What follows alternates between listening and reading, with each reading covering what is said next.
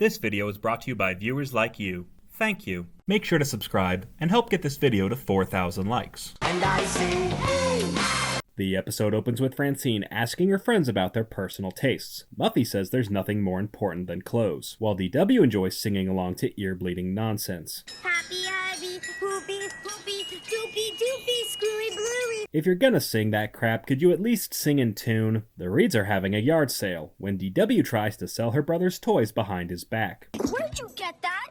Storage. Hey, these are mine. Arthur, why do you have a toy model of your family car? Francine pulls up and convinces the Reeds to give her their ottoman for free, which comes with a built-in foot warmer and TV dinner tray. Gee, I wonder why they were giving it away. Catherine chews out her little sister for cluttering up their room with another piece of random crapola. Francine points out Catherine is just as bad, as she's covered their room with more lace than a Victoria's Secret warehouse. Mrs. Frensky tries to make peace with her daughters by offering to paint their room, which makes no sense since they technically rent this place. Francine wants to paint it purple, while Catherine insists on mauve, even though they're the same damn color. Francine goes to her friends to get inspiration for her new room, and settles on a gothic basketball court design. Because Francine's clearly not like other girls, Catherine insists on turning their room into a scene out of Wuthering Heights, which is rather ironic considering what happens to the Catherine in that story. Mr. Frensky suggests they combine their ideas, and Catherine says she would rather sleep in the living room than compromise with the bowl-cut bully. Guess where this leads? Catherine moves her bed into the living room and almost immediately starts redecorating the whole apartment. She's like bacteria from a space meteorite.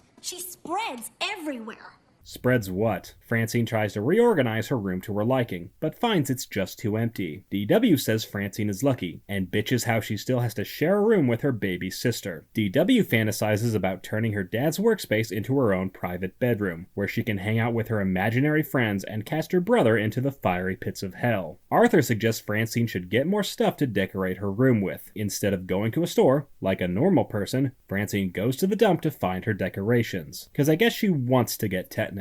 Francine fails to find any trash that complements her level of trash, until she stumbles upon the perfect accessory. It's a Batmobile. Francine, that's not a Batmobile. This is a Batmobile.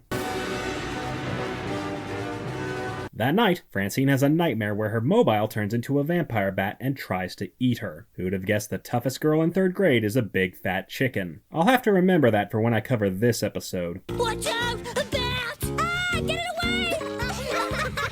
The next day, Francine makes peace with Catherine by offering her the tea set she found at the dump. Gross. Francine confesses she misses having a roommate, while Catherine admits she misses having a room with at least a hint of privacy. The walls are so thin. God only knows what she's overheard the past few nights. The two agree to move back in together and combine their tastes to create Wuthering Frights. Sometime later, Francine shows off her room to her friends and gives them cholera with her contaminated tea set. Let's review. Francine insisted on filling her room with useless junk just to annoy her older sister. The sappy siblings got at each other's throats until Catherine insisted on moving into the living room. When Francine finally got her own room, she was instantly overwhelmed by the empty space and tried to fill it with literal trash. The two only made up once they realized living on your own sucks ass. And even when they finally agreed to decorate their room together, they somehow created the most god-awful design known to man. Also, FUDW for trying to sell your brother's toys and then fantasizing about killing him. But that's still not as bad as the time Francine and Catherine nearly killed each other over horse riding lessons.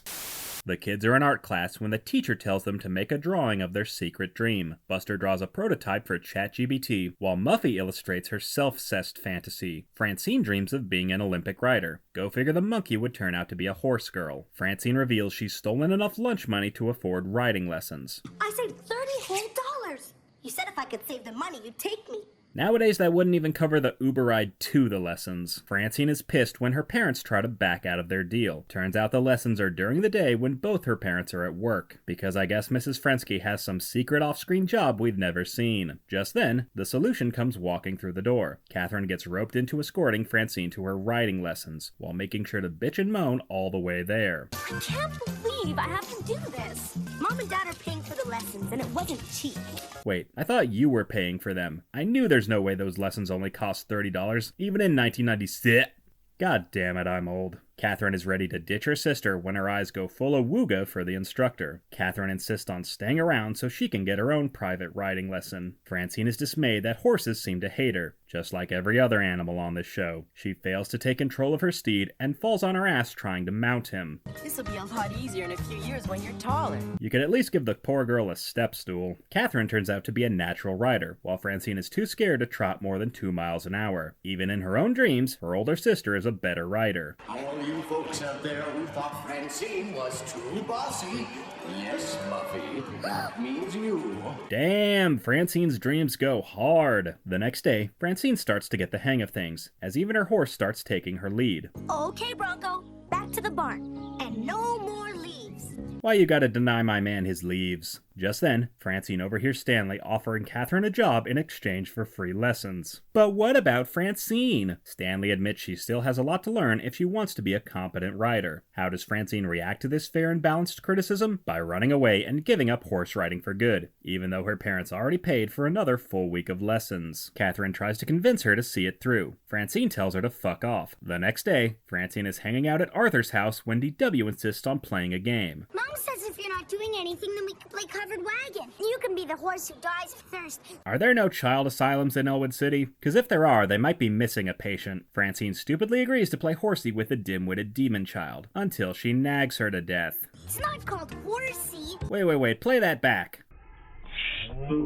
Holy shit, the meme is real! I feel like I'm about to get a phone call saying I only have 7 days to live. Catherine finally convinces Francine to rejoin her lessons, even though she still refuses to get on a horse. She spends the afternoon giving her older sister the stink eye and taunting her horse with food. Catherine comes up with a compromise, where she'll help Francine improve her riding in exchange for help around the barn. Francine agrees to the deal, even though she'll be getting the same lessons as before, but now with an unpaid internship on top of it. The sisters finally make up and decide to pool their resources to buy a horse of their own. Their truce quickly falls apart when they get into a shouting match over what to name the horse. I'm not calling my horse Stanley. It's our horse. Mr. Frensky overhears the commotion and decides to ignore it for the safety of his own life. And we never see Stanley again after this episode, because he probably skipped town after going on 2 dates with Catherine and realizing just how intense she is. Trust me, as someone who dated a horse girl for 3 years, you don't want to get mixed up with that shit. Let's review. Francine begged her parents for riding lessons, even though she'd never been near a horse in her whole life. She failed to do the most basic steps and almost got trampled by her horse. Almost. Meanwhile, Catherine was forced to take her snotty sister to the lessons, but changed her attitude once she got the hots for the instructor. She showed up her sister at every chance, giving Francine's ego a much-needed reality check. Francine quit her lessons out of spite and only agreed to come back when Catherine made a rare gesture of good faith. And even when the two sisters finally made up, they went right back to fighting the first chance they got. Also, FUDW for annoying your brother and making the face that launched a million memes. And of course, for driving each other crazy with their pointless arguments and competitions, FU Francine and Catherine.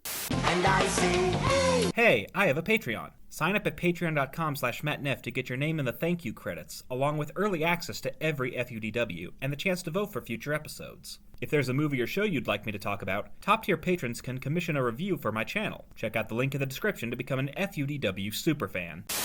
Coming up next. Watch out! A bat! Ah! Get it away! And I say, hey! What a wonderful kind of day. If you could learn to work and play and get along with each other.